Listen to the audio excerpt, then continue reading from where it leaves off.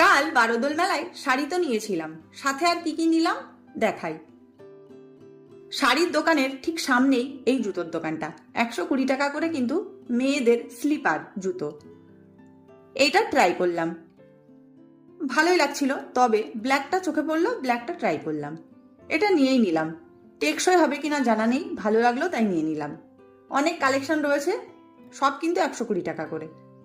এরপরে চলে গেছিলাম সানগ্লাসের দোকানে। আমার বেবি নিয়ে নিল সানগ্লাস, আমিও একটা নিলাম। এগুলো ডেলি ব্যবহারের জন্য টপ। মেয়ে দেখছিল, 80 টাকা করে বলছিল, তো দুটো নিয়ে নিলাম। এটা আমার পছন্দ আর এটা বাবুর পছন্দ।